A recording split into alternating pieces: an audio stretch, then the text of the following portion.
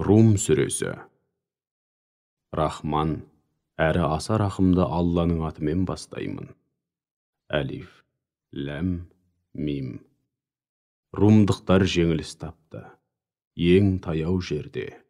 Алайда олар осы жеңілістен кейін жеңіске жетеді. Бірнеше жылда, әр істің һәм оқиғаның алдында да, соңында да бар билік бір Аллаға тән. Сөйтіп, румдықтар жеңіс туын көтерген күні мүміндер қуанышқа бөленеді. Олар Алланың жәрдемімен келген жеңіске қуанады. Алла қалағанына жәрдем беріп, мерейін үстем қылады. Ол азиз, бәрінен үстем, әрі ұлы, рахим. Әсіресе өзіне бет бұрап, иман келтірген құлдарына ерекше мейірімді. Бұл Алланың уағдасы. Алла әсте уәдесінен таймайды. Алайда адамдардың көбі хақ тағаланы лайықты түрде танымайтындықтан мұны білмейді. Олар дүниедегі қу тіршіліктің тек сыртқы жағын ғана біледі. Ал ахирет мәселесіне келгенде мүлдем ғапыл, әрі бейқам. Олар бір сәтке болса да оңаша қалып ойланбай ма? Алла күллі аспан әлемі мен жерді, сондай-ақ екеуінің арасындағы барлық нәрсені хақ мақсатта һәм ақиқатқа, мызғымас мінсіз жүйеге негіздеп және олардың әрқайсысына өлшеулі ғұмыр беріп жаратты. Соған қарамастан, адамдардың дені Раббылармен қауышатындықтарын жоққа шығаруда. Олар жер жаһанды кезіп, өздерінен бұрын өткен кәпір қауымдардың ақырының не болғанын өз көздерімен көріп, ғибрат алмай ма? Анығында олар бұлардан анағұрлым күштеді. Жердің асты үстін бірдей игеріп, бұлардан әлде қайда ауқымды әрі ұзақ уақыт бойы жер бетін көркейтумен болған болатын. Оларға да өз пайғамбарлары апайқын дәлелдермен келген болатын.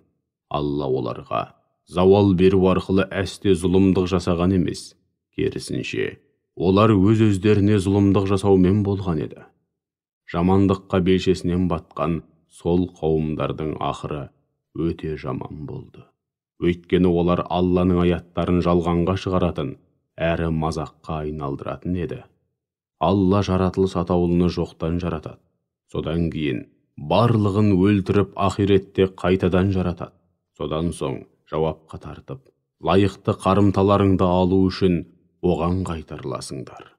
Қиямет қайым орнаған күні күнәһарлар бар жақсылықтан үміттерін үзеді, немесе айтатын сылтау таппағандықтан үндері өшеді.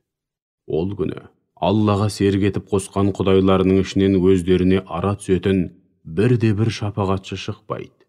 Олар өздері де дүниеде Аллаға тең көрген құдайларынан сырт айналып безетін болады. Қиямет қайым орнаған күні адамдар мүміндер және кәпірлер болып екіге айырылады. Сонда иман келтіріп, игі істер істегендер жаннат бау-бақшаларында сансыз нығметке бөленіп, шат-шадыман күй кешеді. Ал күпірлік қылып, аяттарымызды және ахиреттегі қауышуды жалғанға шығарғандарға келсек, олар топ-тобымен тұтылып, қайнаған азаптың қақ ортасына тасталады. Ендеше кеш батырып, таң атырғандарыңда, яғни кешкі, түнгі және таңғы намазда Алланың мінсіз, кемшілік атаулыдан ада екенін айтып, жарыс алыңдар. Екінді және түскі уақытта, яғни екінді және түскі намазында да, көктерде де, жерде де бар мадақ пен шексіз шүкіршілік бір өзіне ғана тән екенін айтып, жарыс алыңдар. Ол өліден тіріні шығарды, тіріден өліні шығарады. Және қыстағы өлі жерді кейін көктем келгенде қайта тірілдеді. Міне, сендер де өлгеннен кейін дәл солай тірілділіп, қабірлеріңнен шығарыласыңдар. Оның құдіреті күшті жалғыз жаратушы екендігінің айқын дәлелдерінің бірі сендерді топырақтан жаратқандығы. Кейін сендер өсіп өніп, жер бетіне тарап кеңінен қанат жайған адамзат қауымына айналдыңдар. Сондай-ақ оның құдіретінің шексіздігін көрсететін айқын дәлелдердің бірі оларға бауыр басып, жандарың жай тапсын деп, сендер үшін өз болмыстарыңнан жұбайлар жаратып, араларыңа сүйіспеншілік һәм мейірім сезімін ұялатқандығы.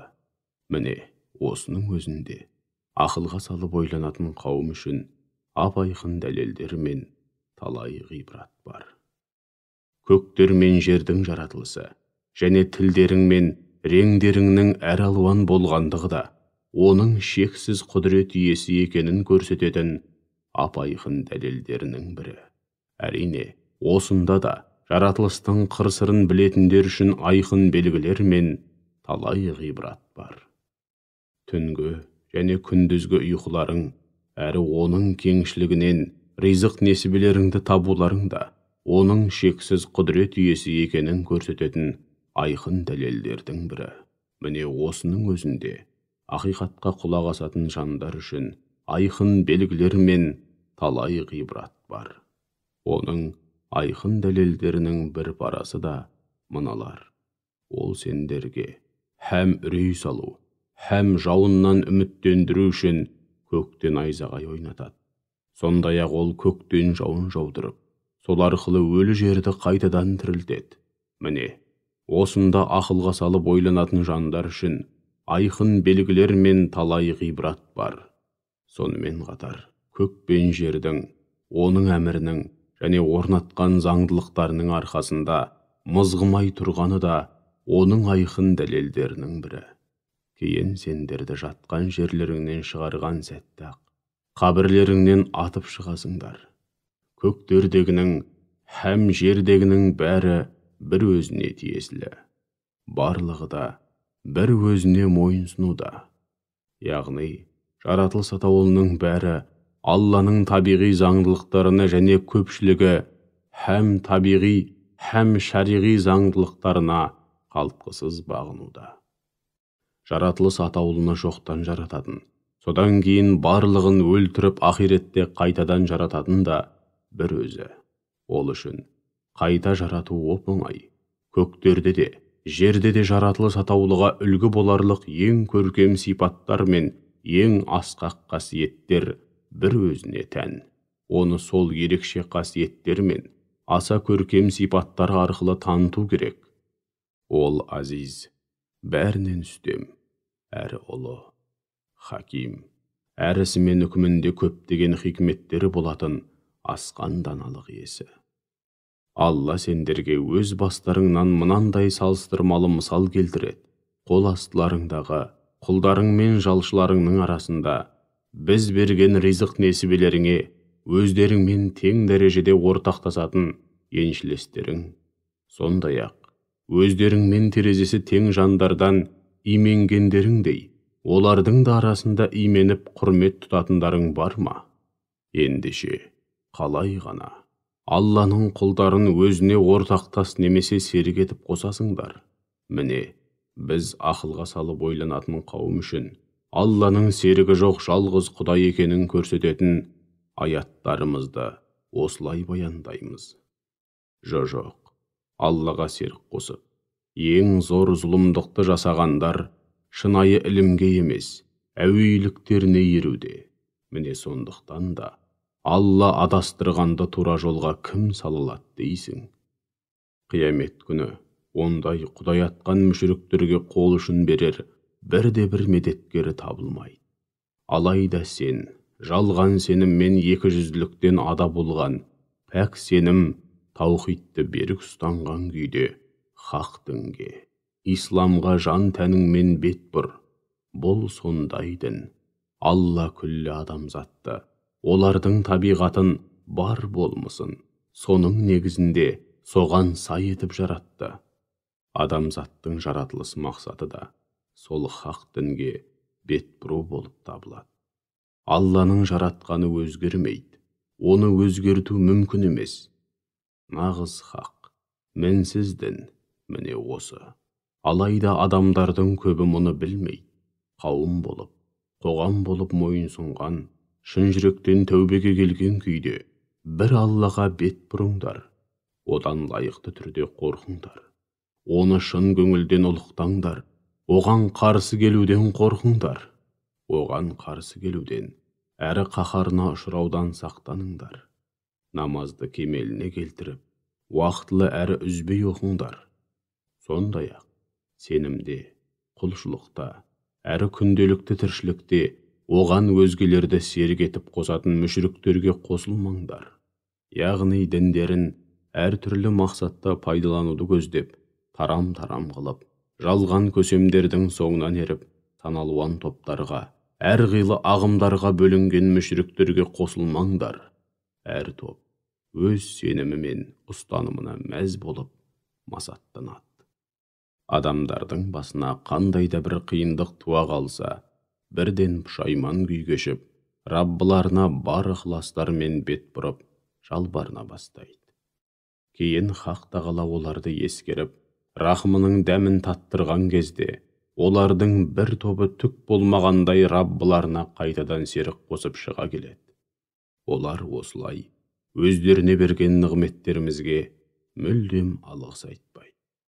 Ендеше өздеріңе жақсы болса, қу тіршіліктің қызығы мен рахатына бата беріңдер. Не істегендеріңді, қандай үлкен қателік жасағандарыңды әлі-ақ білетін боласыңдар. Әлде оларға Аллаға өзгелерді серік етіп қосыңдар деп айтатын пәрмен сүріп педік. Адамдарға рахымымыздың дәмін таттыра қалсақ, соған масайрап шыға келеді. Ал өз қолдарымен істеген күнәләрінің кесірінен бастарына қандай да бір жамандық келсе, бірден түңіліп бар жақсылықтан үміт үзеді.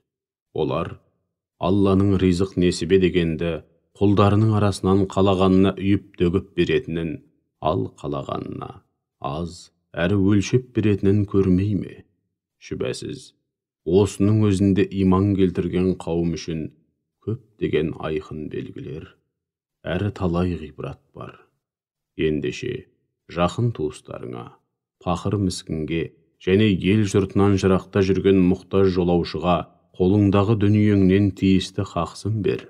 Алланың разылығын қалайтын жандар үшін ең қайырлы іс міне сол. Олар екі дүниеде де азаптан құтылып мақсат мұраттарына жететіндер. Өзгелердің дүние пұлының ішінде көбейе түссін деп, өсім үшін берген мал пұлдарың сырттай қарағанда қанша жерден көбейсе де, Алланың құзырында әсте көбеймейді. Керісінше оның құты қашады. Ал бір Алланың разылығын қалап, шын жүректен берген зекет садақаларың болса, Алланың құзырында сөзсіз еселене түседі. Дүниесінде, сауабында еселеп көбейту арқылы, мол табысқа кенелетіндер міне солар. Сендерді жоқтан жаратқан, жаратқаннан кейін ризықтандырған, кейін дәм тұздарың таусылғанда, сендерге ажал таптыратын да, содан кейін қайта тірілтетін де бір Алла. Әй мүшриктер, қане айтыңдаршы, Аллаға серік етіп қосқан құдайларыңның арасында осы айтылғандардың біреуін болса да істей алатын бар ма? Алла олардың өзіне серік етіп қосқан жалған құдайларынан аулақ, һәм әлде қайда ұлы. Адамдардың өз қолымен істеген жамандықтары мен күнәләрінің кесірінен теңізде де, құрлықта да бүліншілік орын алып, ондағы жүйе мен тәртіптің астан кестеңі шықты. Сол арқылы Алла оларға бәлкім райларынан қайтар деп, өз қолдарымен істеген кесірлі істерінің зардабын тартқызуда. Оларға жер бетін шарлап, бұрын өткен күнәһар қауымдардың ақырының не болғанына көз жіберіңдер. Олардың дені мүшриктер болатын деп айт. Ендеше Алладан ешкім кері қайтарады, кейінге шегере де алмайтын алапат күн келмей тұрып, мінсіз тура дінге толық бет бұр. Сол күні адамдар жұмақтықтар мен тозақлар болып екіге айырылады. Ендеше кімде-кім иман ақиқатынан сырт айналып, күпірлік қылса, оның күпірлігі өзіне, ал кім иман келтіріп, игілік істесе, олар да өздері үшін қамдануда. О дүниеде мәңгі бақи бақытты өмір сүрудің қамын жасауда. Өйткені Алла иман келтіріп, игі істер істегендерді өзінің шексіз шарапатымен ерекше сый-сияпатқа бөлейді. Шүбәсіз ол кәпірлерді жақсы көрмейді. Оның нұрын жаудырар алдында желді сүйіншілеуші ретінде жіберуі ұлылығы мен құдіретінің шексіздігін көрсететін айқын дәлелдердің бірі. Ол осынау желді сендерге нұрын төгіп, рахымының дәмін тарттыру үшін пәрменімен, яғни өзі орнатқан табиғи заңдылықтар негізінде кемелердің еркін жүзуі үшін, сондай-ақ сол кемелермен теңізге шығып, шарапатты кеңшілігінен ризық несібелеріңді табуларың үшін, әрі өзіне шүкіршілік етулерің үшін жіберуде. Шүбәсіз сенен бұрында әрқайсысы өз қауымын тура жолға бастайтын елші пайғамбарлар жібердік. Олар қауымына ақиқатты көрсететін айқын дәлелдермен келді. Алайда ақыр соңында күпірлікте қасарысқанымен қоймай, мүміндерге қысым көрсетіп күнәға белшесінен батқан күнәһарлардың сазайын бердік. Өйткені мүміндерге жәрдем беру біздің хақ уағдамыз әрі борышымыз еді. Алла әуелі желдерді естіреді. Сөйтіп, оның құдірет күшімен ескен желдер бұлттарды қозғалысқа келтіреді. Алла ол бұлттарды көк кеңістігіне өз қалауы бойынша жаяды. Кейде түйдек етіп ыдыратады. Нәтижеде бұлттардың арасынан жауынның жауғанын көресің. Алла нұрын өзі қалаған құлдарына төккен шақта, олар жүздеріне нұр жүгіріп, шаттыққа бөленеді. Әйтпесе олар бұған дейін өздеріне жауын жаумай тұрып, одан мүлдем күдір үзген еді. Ал енді Алланың шексіз рахымының іздеріне көз жіберші. Жерді өлгеннен кейін қалай тірілтеді. Міне соны істеген, өлілерді де қайта тірілтетін шексіз құдірет иесі. Оның құдіреті барлық нәрсеге толық жетеді. Егер де біз аңызақ, қара жел соқтырсақ, сөйтіп олар кеше ғана Алланың қалауымен жайқалып тұрған өсімдіктері мен егіннің күйіп, сарғайып кеткенін көрсе, бәрібір Аллаға бір ауыз рахметі жоқ кәпірлер болып қала береді. Яғни көргеуде кәпірлер бастарына қанша жерден бәле жауса да, өздерінен көрмейді. Сол үшін де ғибрат алып, тәубеге келмейді. Сондықтан да, уа Мұхаммед, дауысыңды өлілерге естірте алмайтыныңдай, ақиқат айтылғанда сырт айналып тұра қашатын саңырауларға да үндеуіңді естірте алмайсың. Сондай-ақ, ақиқатты көрмейтін көрсоқырлардың да адасқан бетін бері бұрып, тура жолға түсіре алмайсың.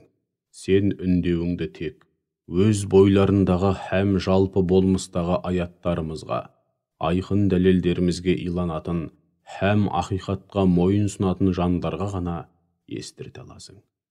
Алла сендерді әу баста тым әлсіз етіп жаратады. Кейін сол әлсіздіктен соң буындарыңды бекітіп, күш қуат береді.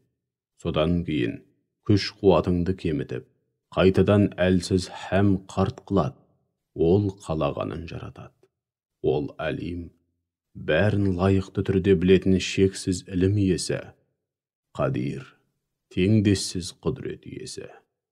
Қиямет қайым орнаған күні, күнәға белшесінен батқан күнәһарлар дүниеде бір сағаттан артық тұрмағанын айтып, ант су ішеді. Олар дүниеде де дәл осылай ақиқаттан алшақтатылып, қателіктерге ұрындырылатын еді. Ал өздеріне шынайы ілім һәм иман берілген жандар болса, оларға Алла жазмыш кітабында сендерге дүниеде қанша уақыт тұруды жазса, қайта тірілетін күнге дейін сонша уақыт тұрдыңдар. Міне, бүгін қайта тірілу күні. Алайда сендер мұны білмейтін едіңдер. Тіпті білгілерің де келмейтін еді деп айтады. Ол күні дүниеде күнәға әбден батып, өздеріне де, өзгелерге де зұлымдық жасағандарға айтқан сылтаулары мен уәждері түкте пайда бермейді. Һәм түзеліп, Раббымызды разы ету үшін дүниеге қайтарылсақ екен деген өкініштері де қабыл алынбайды. Біз расында осынау Құранда адамдар үшін сан алуан мысалдар, тәмсілдер мен дәлелдер келтіріп бақтық. Уа Мұхаммед, Егер оларға сұраған мұғжизаларын көрсетсең де, күпірлікте қасарысқан ол кәпірлер, сендер Алланың атын жамылып, ел жұртты өздерің ойлап тапқан жалған жолға бастау үшін жүрген өтірікші кәззапсыңдар, басқа түк демес деп айтады. Міне, Алла, ақиқатты білмейтін һәм білгісі де келмейтін надандардың жүрегін осылай мәңгі бақи оянбастай етіп мөрлеп тастайды. Ендеше сен барынша сабыр ет. Өйткені Алланың уағдасы хақ. Олай болса, осынау ақиқатқа иланбайтындар дегбіріңді қашырма.